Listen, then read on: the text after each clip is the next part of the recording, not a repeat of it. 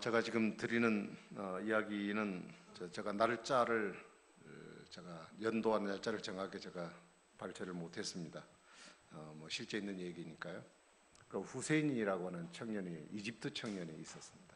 27살 먹은 청년인데 아랍어과를 전공해서 그 교사를 하고 있는 사람인데 바레인 지방에 가서 취직을 하려고 아마 이렇게 취직 신청을 하게 되어져서 이제 그 비행기 그러니까 공항으로 이집트니까 카이로겠죠. 카이로 공항으로 가서 수속을 밟고 있었습니다.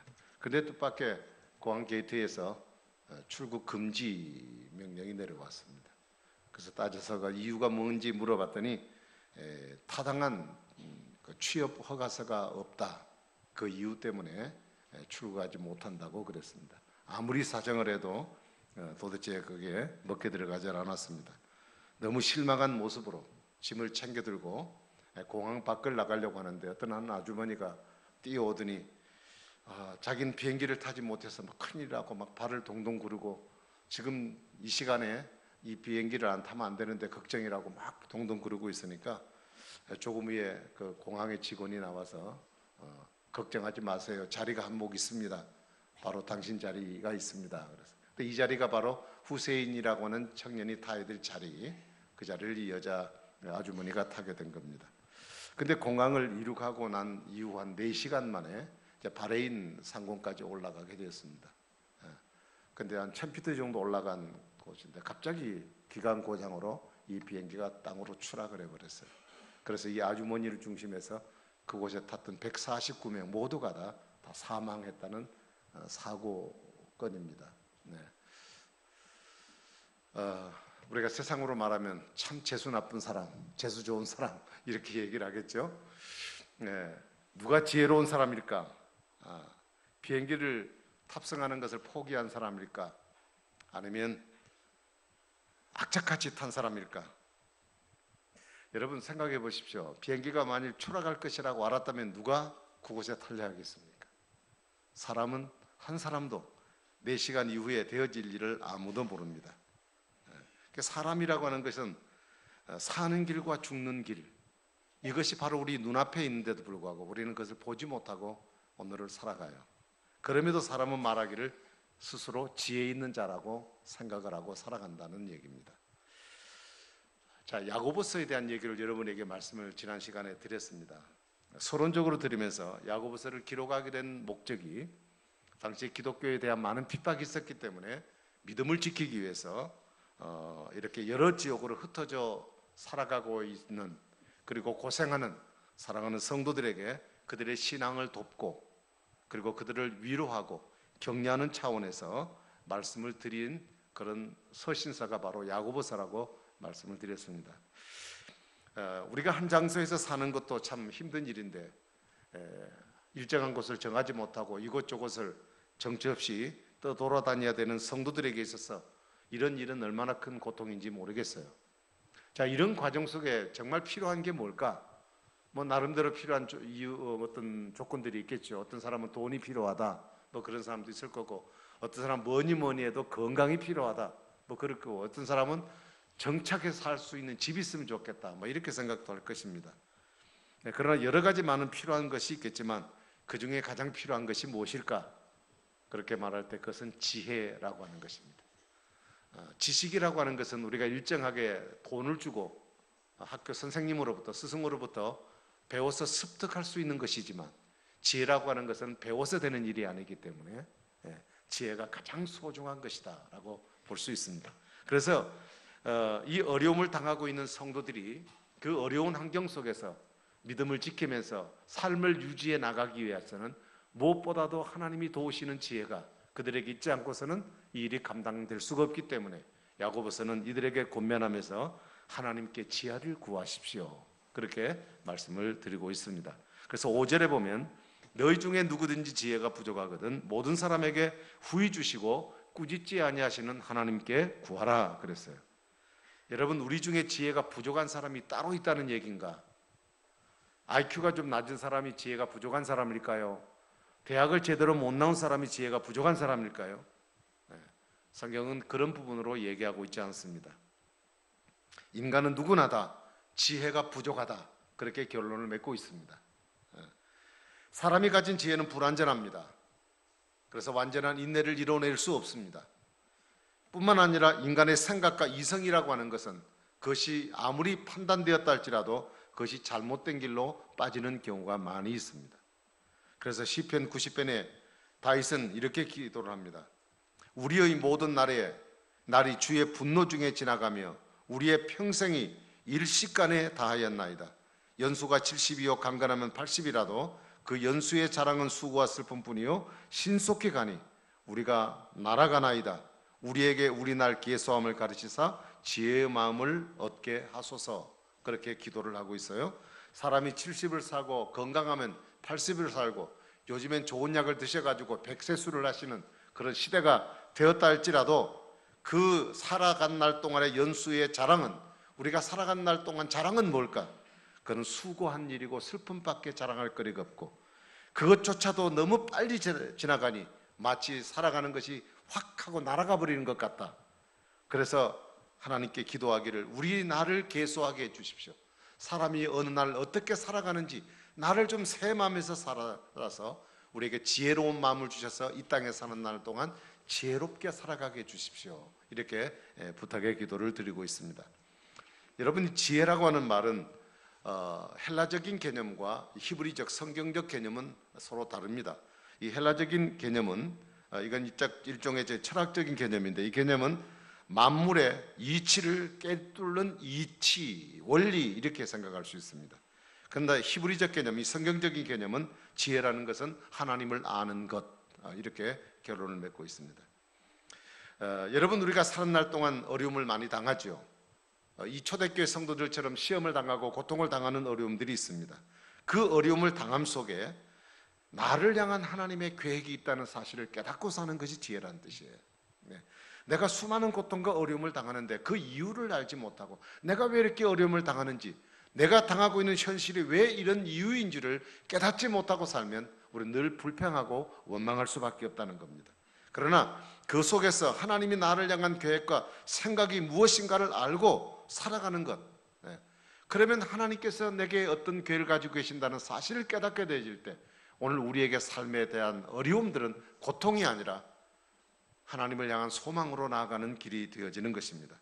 그래서 우리는 이 세상을 바라볼 때 기독교인의 세계관은 이 세상과 내게 발생하는 모든 사건을 하나님의 관점에서 보는 것입니다.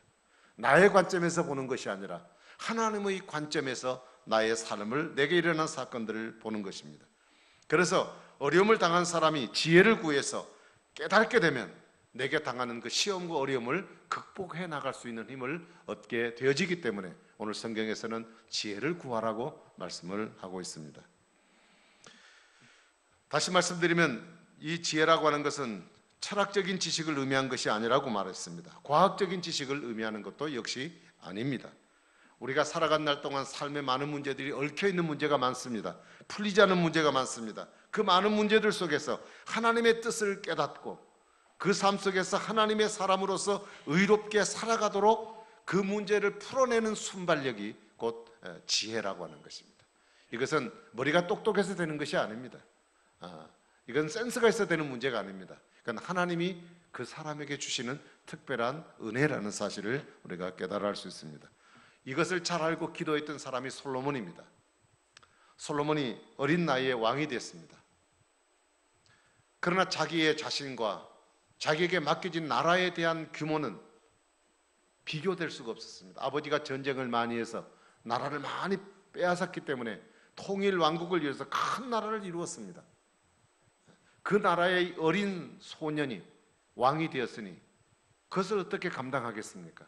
그래서 그는 하나님을 사랑하고 하나님 믿는 사람이기 때문에 이 나라는 하나님의 나라인데, 하나님 주신 백성인데 이 백성들과 이 나라를 잘 다스려서 정말 이 나라가 평안한 나라가 되게 만들어야 될 책임이 임금인 자기에게 있다는 것을 알았습니다. 그러나 자기는 부족해요. 그래서 하나님 앞에 나라의 안정을 위해서 정치를 잘할 수 있도록 하나님께 기도를 드리죠. 그래서 1000번 제사를 드리면서 하나님께 기도를 드립니다. 그때 하나님이 오늘 밤에 그에게 나타나서 말씀하시기를 네가 무엇을 필요로 하느냐, 무엇 때문에 이런 기도를 하고 있느냐 하나님께서 물으시고 네가 기도한 건 내가 들어주겠다고 얘기하셨습니다. 그런데 솔로몬은 하나님께 구한 것이 다른 것을 구하지 않았고 지혜를 주십시오. 하나님이 주신 이 민족을 잘 다스릴 수 있는 지혜를 내게 주십시오. 이렇게 기도를 드렸어요. 그랬더니 하나님이 그 기도를 받으시고 그렇게 말씀하십니다. 너는 다른 사람들처럼 오래 사는 것이나 부귀나 혹은 생명이나 혹은 재물이나 존영이나 이런 것을 구하지 아니하고 내게 주신 내 백성을 재판하기 위해서 지혜와 지식을 달라고 구했으니 네가 구하지 않은 모든 다른 것도 다 내게 주겠다. 그러면서 너와 같은 사람이 이전에도 없었고 이후에도 없을 전천후한 왕으로 내가 너를 세우겠다. 그렇게 하나님이 약속을 해주셨어요.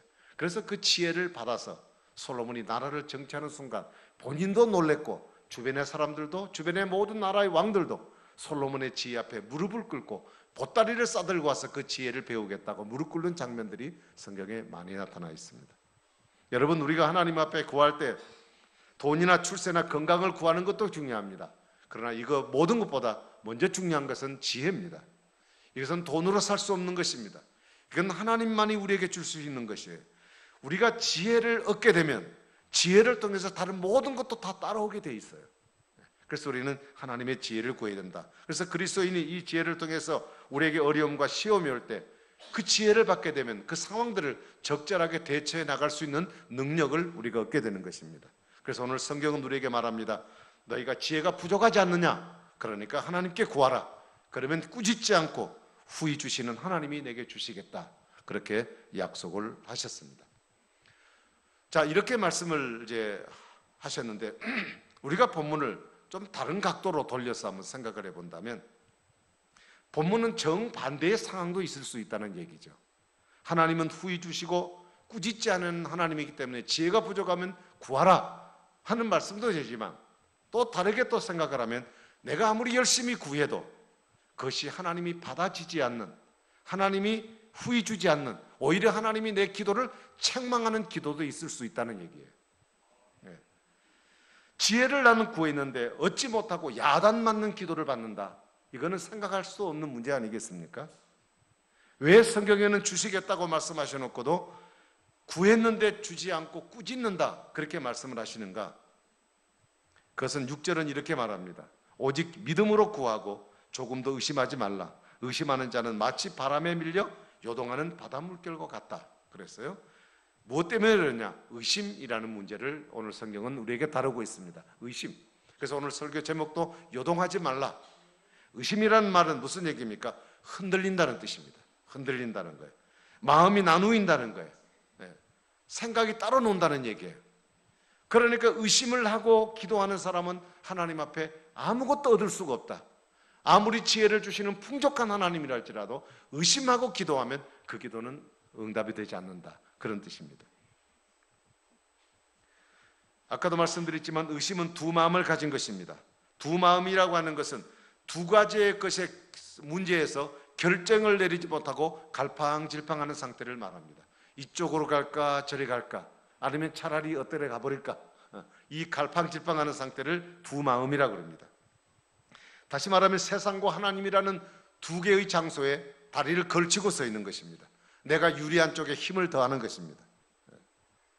사람은 그런 부분에 속을 수 있을지 몰라도 하나님은 그렇게 기도하는 사람, 그런 불신의 마음을 갖고 있는 사람에게는 하나님이 응답할 수가 없다라고 문을 닫아버리고 계십니다.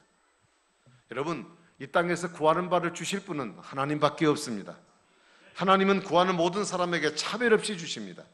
응답하시되 후히 주시고 풍성하게 주신다고 말씀하셨습니다.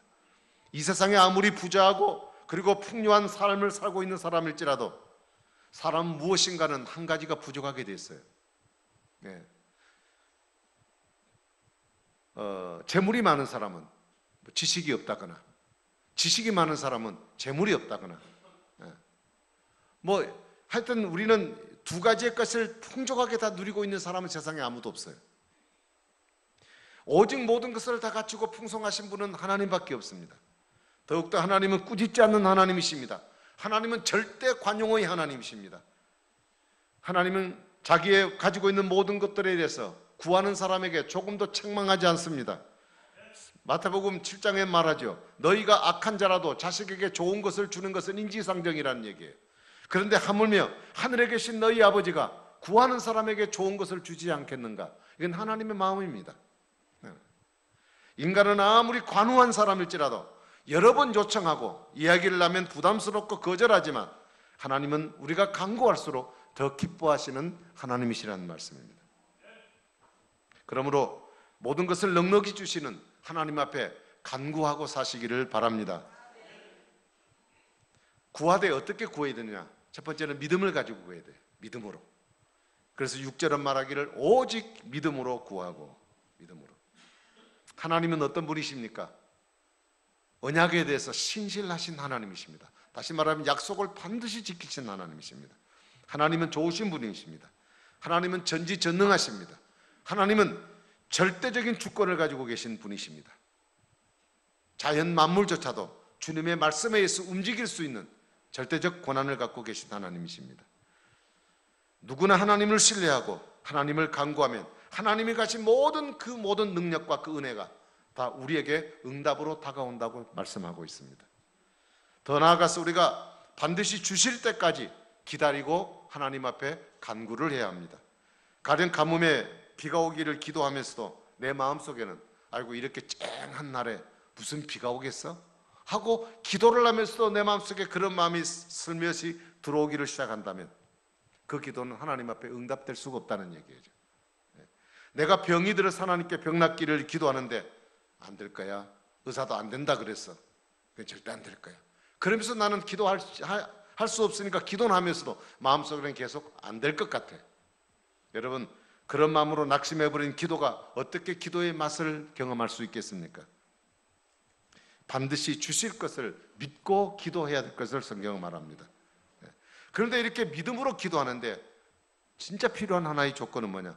믿음과 반대적 개념인 의심을 하지 말아라. 의심을 하지 말아라.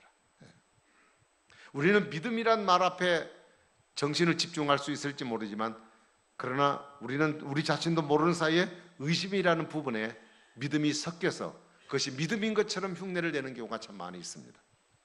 그래서 오늘 본문 6절은 뭐라고 그러냐? 조금도 의심하지 말아라. 조금도 의심하라. 조금이라는 표현을 어떻게 써야 될지 모르겠습니다. 조금도 의심하지 말아라. 여러분 99.9%의 어떤 완성도가 이루어졌다 할지라도 0.01%의 실수가 있다면 그것은 절대 정품이 될 수 없습니다. 그건 비품입니다. 물건을 파는 데 가보면 정품 파는 데가 있고 비품 파는 데가 있어요.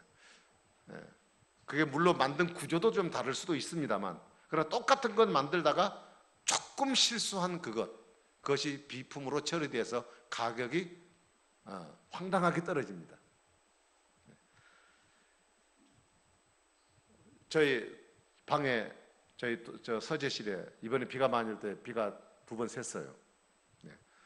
우리 장로님들이 아무리 봐도 비가 셀 데가 없어요. 근데 비가 샜어요. 그 비가 안 새야 되는데 새요. 왜 셀까요? 새지 않아야 되는데 셉니까? 어딘지 모르게 우리 눈으로 발견할 수 없는 미세한 공간에 구멍이 있어요. 물은 그거를 타고 내려오는 겁니다. 여러분, 의심이 조금 더 의심하지 말라는 것은 어느 정도만큼도 용납될 수 없는 것입니다. 의심이라는 게 결국 뭐냐면 마음을 요리조리 헤아리고 재본다는 뜻이 있습니다. 이것이 옳은가, 이것이 그런가, 믿을 만한가, 믿지 않은가, 이게 타산적이에요. 그래서 늘 재어보면서 이쪽 저쪽으로 왔다 갔다 하는 마음을 의심이라고 얘기를 합니다. 기도하면 하나님이 들어주실 것 같다가도 또 눈을 딱 뜨면 또 하나님이 또 안 될 것 같아. 그는 또 하나님은 들어주실 것 같은데 밖에 나오면 안 될 것 같아요. 이런 마음들이 우리 마음속에 왔다 갔다 하는 마음이 있는 거예요. 요동하는 마음이 있는 겁니다. 여러분, 남의 의심을 받는 것처럼 괴로운 일은 없어요. 저 같은 사람도 저도 그렇습니다. 뭐 잘하는 것은 남에게 자랑할 것 없어도 의심받을 짓은 안 해야 된다는 생각을 갖고 살아요. 의심하는 것처럼 기분 나쁜 일은 없어요. 그건 자존심 몹시 상하는 일입니다. 다른 사람으로부터 내가 의심을 받는다고 생각하는 것은요, 그 사람이 나에 대해서 오해할 수도 있는 것이잖아요. 그러니까 그것이 내게 대하여 인격 모독 수준의 그런 나를 향한 대접일 수도 있다는 얘기입니다. 하물며 사람이 부족하고 빈틈이 있는 우리가 혹시 내가 모르는 실수를 해서 상대방이 나에게 오해를 해도 그것 때문에 의심해도 기분 나쁜데, 전능하신 하나님, 모든 것을 가지고 계신 하나님, 다 주시겠다고 하신 하나님, 그분에 대해서 그 전능하심을 믿지 못해서 될까 말까라는 생각을 갖고 계신다면 하나님이 그 기도를 반갑게 받으시고 그 기도를 들어주실 수 있겠는가 하는 얘기입니다. 신앙생활이라는 것은 하나님을 신뢰하는 거잖아요. 그분을 신뢰하는데 우리가 의심의 눈초리를 가지고 하나님을 바라보시면 우리가 하나님과 관계 속에 어떻게 그 문제가 해결될 수 있겠습니까? 부부가 서로 살면서 의심하는 것처럼 기분 나쁜 일은 없습니다. 의처증, 의부증, 이거는 고칠 수가 없는 병이에요. 심리적인 거기 때문에. 아내는 남편을 항상 의심합니다. 저 사람 혹시 나 말고 다른 여자를 사랑하지 않아? 어느 정치인처럼 사랑하지 않나? 뭐 이렇게 생각하고, 가끔 어떤 일 때문에 밤새 좀 늦게 들어오면은 의심스럽고, 돈 조금 전에보다 좀 적게 갖다 주면 이 돈이 어디에 썼을까라고 생각을 해서 딴 생각을 갖는 그런 마음들이 우리 마음에서 생길 수 있다는 거죠. 반대로 남편은 아내를 의심합니다. 저 여자는 은퇴하면 3일 내로 나를 버릴 것 같아, 뭐 이런다든지. 그래서 요즘 돈을 쓰는 거 보니까 저 혹시 내 몰래 돈 빼돌리고 있는 거 아닌가? 가끔 또 잘 꾸미고 외출하면은 좋은 남자 있나? 뭐 이런 생각을 갖게 되고, 이제 이런 마음들이 마음속에 생기는 질병적인 부분이죠. 사실 이거는 마음이 분열되는 겁니다. 안 해야 된다는 줄 알면서도 마음이 분열되기 때문에 혹시라는 생각이 들어서 그런 마음을 갖게 되는 것이죠. 사람이 의심을 하게 되면요, 삶이 불안전해져요. 그렇죠? 오늘 본문에 보니까 의심하는 자는 마치 바람에 밀려 요동하는 바다 물결 같다. 바다 물결은 어때요? 바람 부는 방향으로 출렁출렁거리잖아요. 가정생활이 불안정하고, 직장생활이 불안정하고, 대인관계가 불안정하고, 모든 것이 항상 흔들리기 때문에 결코 그 삶이 평안해질 수가 없어요. 그리고 또 의심하는 사람은 인격이 분열됩니다. 인격이 분열돼요. 그래서 오늘 본문에 보니까 두 마음을 품어 마음이 정함이 없는 자다, 8절에 얘기하고 있습니다. 두 마음을 품어 마음에 정함이 없다는 얘기가 현대인의 성경에 보면 이렇게 표현되어 있습니다. 그는 이중인격자이며 언제나 자기가 하는 일에 갈패를 잡지 못하고 흔들리는 사람이다. 성격적으로 이중인격자다, 의심하는 자는, 이렇게 지금 말하고 있어요. 여러분, 의심은 정신분열 현상이고 인격이 분열된 상태입니다. 그러므로 의심하는 사람에게는 아무리 좋은 조건을 제공할지라도 결코 평안할 수 없고 안정을 유지할 수 없고 그 사람에게 진정한 믿음이 가는 그런 마음의 평안을 유지할 수가 없는 것입니다. 여러분, 하물며 우리가 하나님을 의심하게 될 때 우리가 하나님께 대해서 흔들리는 마음을 갖고 있는데, 내게 조금 어떤 일이 생기면 하나님 또 혹시 나를 이루지 않나? 하나님 나를 어떻게 이룰 수 있어? 라고 하나님에 대해서 의심 마음을 갖고 있는데 우리가 하나님 앞에 얻을 것이 뭐 단 한 가지라도 있겠습니까? 그래서 7절 8절은 이렇게 정리합니다. 무엇이든지 주께 얻기를 생각하지 마라. 두 마음을 품어 모든 일에 정함이 없는 자다 라고 말씀하셨어요. 어떤 때는 육신적인 그 자만으로 인해서 기고만장할 때가 있습니다. 내가 좀 잘 나가고 돈 좀 있고 자식 잘 되고 그러면 사람이 기고만장해요. 그러다가 어떤 때는 또 수렁에 빠지는 경우도 있잖아요. 뭐 주식값이 확 내려가 버렸다든지, 아파트를 사는데 1억이 내려버렸다든지, 절망했고 코가 빠져서 막 헤어나지도 못하고 교회도 안 나오고 셀럽의 나이 생각도 안 해보고. 왜 그런 현상이 생길까요? 내 마음의 중심에 하나님을 두지 못하기 때문에 생긴 거예요. 하나님을 붙잡지 못하기 때문에, 신뢰하지 못하기 때문에 세상의 상황에 따라 자꾸 마음이 왔다 갔다 하는 겁니다.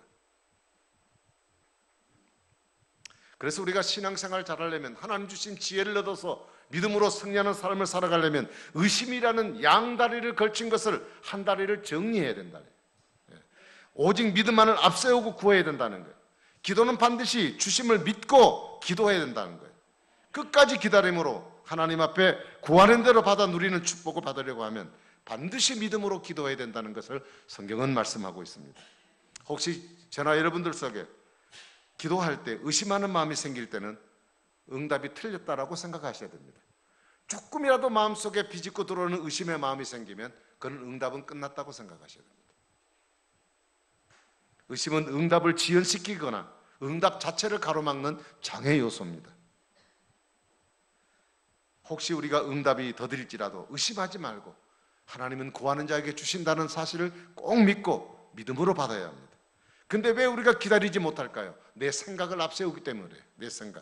내 생각을 앞세우면 내 생각 속에 뭐가 들어옵니까? 이성이 들어와요. 이성이라고 하는 것은 신앙과 정반대로 생각하기 때문에 내 속에 의심을 불러일으켜 넣는 것입니다.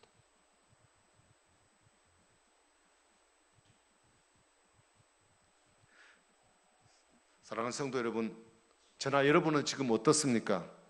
마치 바람에 밀려서 요동하는 바닷물결처럼 하나님과 세상이라는 이 두 사이에서 이리저리 밀려다니는 상태의 삶을 살아가고 있지 않습니까?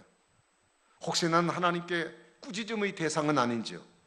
내가 하나님께 무엇을 구하지만 아무것도 얻을 수 없는 상태의 사람은 아닌지요? 하나님이 그런 사람으로 나를 대상으로 아예 취급해버리고 계신 것은 아닌지요? 우리가 하나님께 많은 것을 구했습니다. 그런데 우리의 삶 속에 실제 구했던 것에 응답받은 경험들이 그렇게 많지 않아요. 손가락에 꼽기도 힘들어요. 그 이유는 뭘까요? 우리가 의심을 가졌기 때문입니다. 의심은 확신이 부족함에서부터 생기는 것입니다. 사랑하는 여러분, 후이지고 꾸짖지 아니하시는 하나님을 날마다 경험하시길 바랍니다. 이거는 기도를 통해 가능해요. 그러려면 믿음으로 꼭 구하기를 바랍니다. 믿음이란 하나님에 대한 내 마음이 흔들리지 않는 겁니다. 하나님에 대해서 흔들린 나의 태도를 바꿔야 돼요. 세상이 아무리 요동할지라도, 내 상황이 바뀔지라도 하나님은 변함이 없는 분이에요. 그분은 언제나 그 자리에서 내 기도를 들으시는 분, 그분에 대한 나의 태도를 바꾸는 것입니다. 두 사이에 왔다 갔다 하는 분이 계신다면 한 가지를 정리하셔야 돼요. 하나님을 정리하든지 아니면 세상을 의지했던 것을 정리하든지.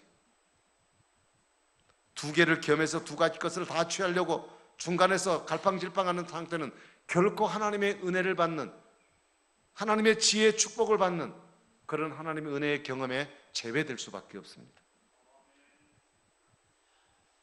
지금도 구하는 바를 꾸짖지 않고 후히 주시는 하나님, 우리 자신들이 이 세상을 살아간 날 동안 하나님 주시는 특별한 지혜가 필요하다고 여러분 믿고 사신다면 하나님께 믿음으로 구하시기를 바랍니다.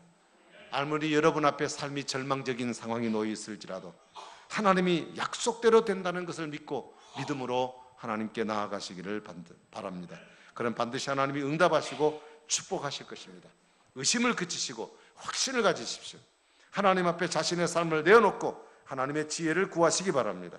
그래서 하나님 주시는 지혜로 성공의 복을 누리시고 축복을 받아 하나님께 아름답게 살아가는 우리 성도님들 되시기를 주의 이름으로 축원합니다.